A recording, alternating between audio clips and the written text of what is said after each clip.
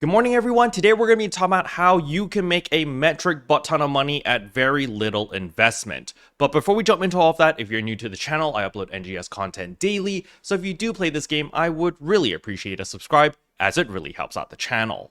Anyway, without further ado, let's begin the video.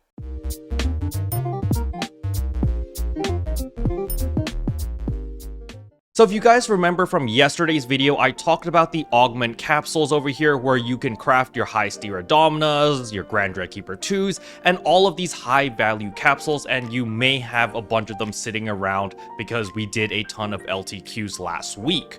Well, a roadblock that a lot of people have been hitting is going to be, of course, all of the different dual quest capsules over here.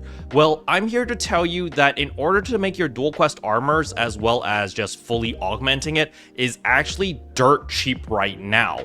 So the main bottleneck about making armors in order to run dual quest has always been the fact that you had to get your armors all the way to enhancement 81 in order to get all of the different augment slots. However, recently with this update, they actually added the Epheson armors that you can buy straight from the shop. So if we head over here to the item shop, we're going to interact with this person, go to buy items and go to the armor tab. You're going to notice that you can buy the Epheson armors for 1000 meseta, which is already fully enhanced to plus 90, which means you get all 7 augment slots. And the best part is the defense value is actually pretty high at 131 defense. So look, we're just going to buy 3 of these armors right here. And once that is done, all you need to do is replace the augments over here, all 7 of them, into the dual quest augments, and you're ready to rock and roll. As for your weapon, you do not need to replace or craft a specific weapon for dual quest. You can literally just use whatever you have right now. I personally recommend using a Trisalia weapon because, again, the attack stat is incredibly high. It's the highest in the game right now, which is why you just stick with this weapon. Do not switch your weapon. All you need to do is craft your armors for each different type of dual quest. So if you're doing dual quest phase 1, then you're going to need the phase 1 capsules. If you're doing phase 2, you're going to need the phase 2, so forth and so on. So in order to determine which augments you need for each dual quest, it's very, very simple. You're simply just going to go to your material storage if you have that, and you're simply going to search P.01. And essentially all of these are phase 1 capsules. If you're doing phase 2, it's P.02, phase 3 is P.03, phase 4 is P.04, and of course phase 5 is P.05. You may have noticed that I have all of these augments in abundance. The reason for this is simply because, well, the seasonal shop from last month actually offered all of these for peanuts. They were like essentially free because you could just use seasonal points in exchange for these.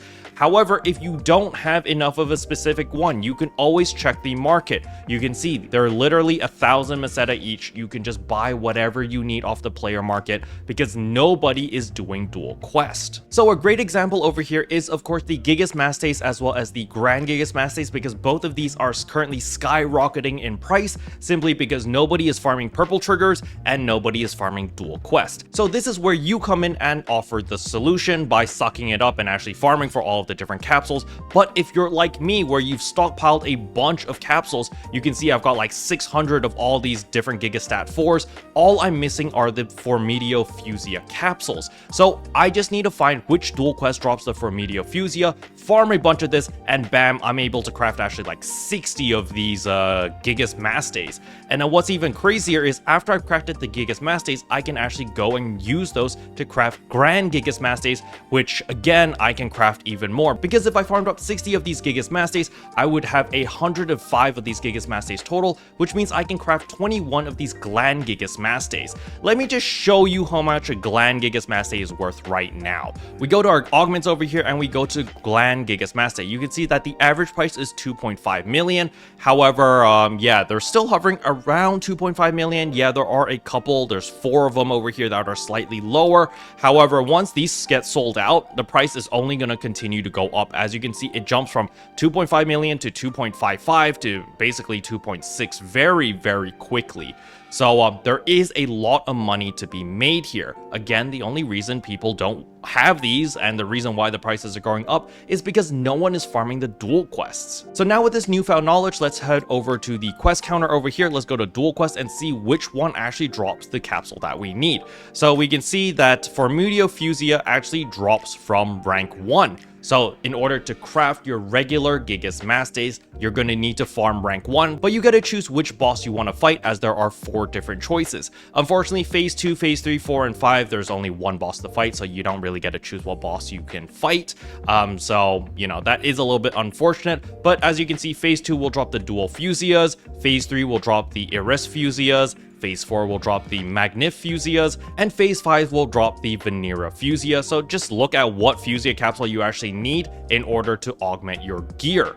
So as we saw earlier, we actually still need a bunch of the phase 1 capsules. So we can simply head over to the item lab, we go to add augments, we select our Epheson armors that we bought for 1,000 Meseta each, and right here, we're just gonna go P.01.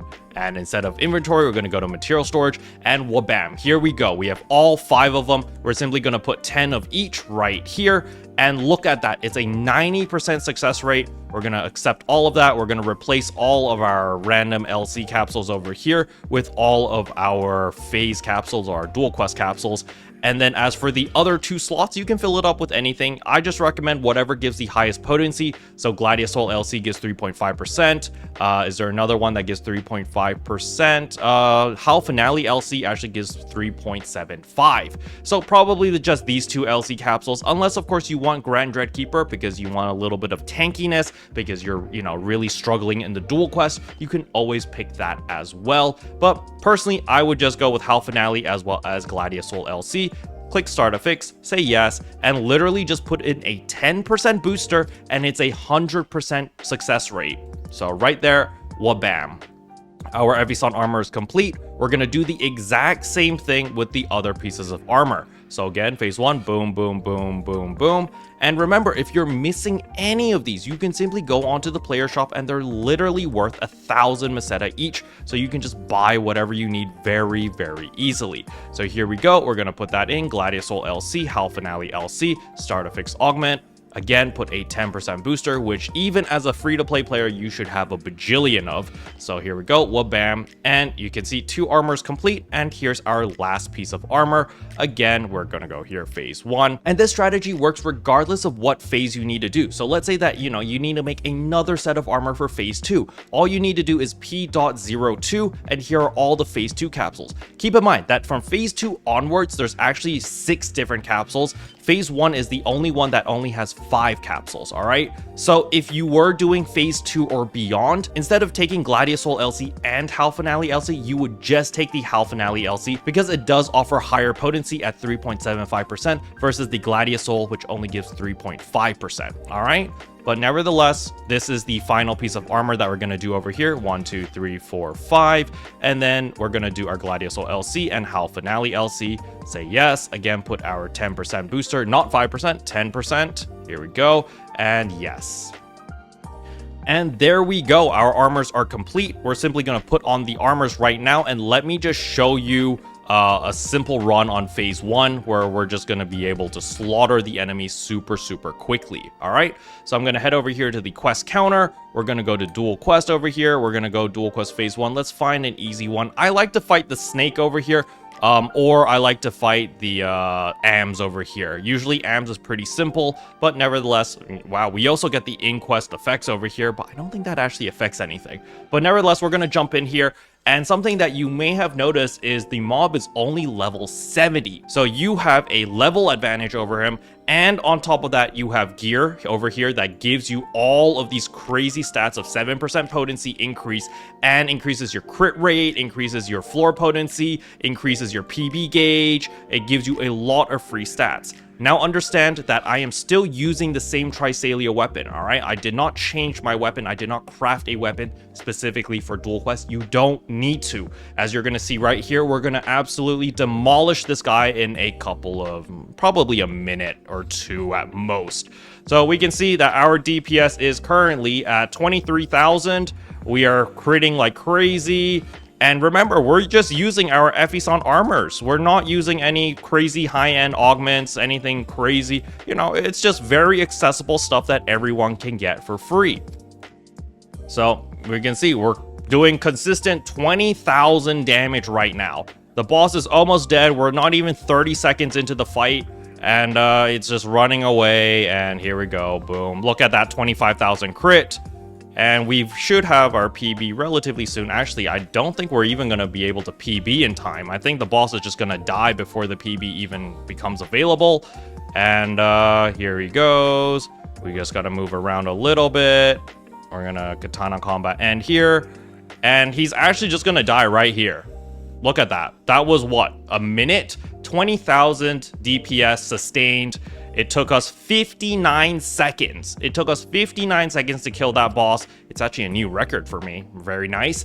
And we are literally using Epheson armors, guys. We're using the armor that we bought from the shop for 1,000 Meseta. But once you farmed all of those up, now you can craft your Gladius Soul, not Gladius Souls, your Gigas Mastays. So we're gonna head over here. Let me just show you that I can craft some Gigas Mastays. You can see that we got 5 of these Fusia capsules from that one run. So we are still one short, unfortunately. But basically, you get 5 of these Fusia capsules every single run that you get an S rank. So it will take a little bit of time, but considering that it takes less than a minute per run, you know, you will be able to make a lot of money by farming this. Okay? Now, something that I need to remind everyone is it is incredibly important to unequip your dual quest armors when you start doing any other pieces of content. And the reason for this is because your dual quest armors do not work anywhere else other than in dual quest. As you can see, my potency is 89.5% right now. So if I were to use those Epheson armors that we just made for dual quest where we got 20,000 DPS,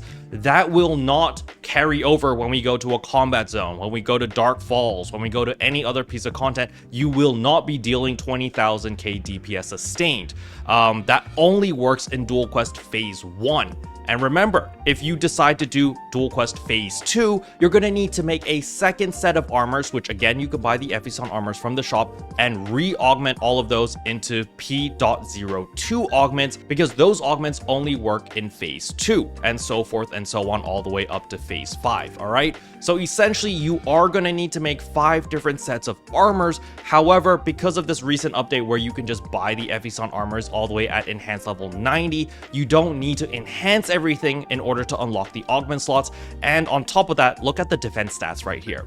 This is Tristasis Armor's Vita, alright? This is essentially a 10-star rarity armor. It gives you 141 defense. Epheson armor over here is a 7-star rarity armor, and it gives you 131 defense. We're talking about a 10 defense point difference between this, where you have to enhance everything by hand and, you know, spend a bunch of resources, Meseta, and all of that stuff, versus the Epheson armor, which you get for 1,000 Meseta, fully augmented, fully enhanced, and it's all ready to go. All you need to do is change a couple augments and you're good. So the Epheson armors are pretty damn awesome to use, especially for dual quest.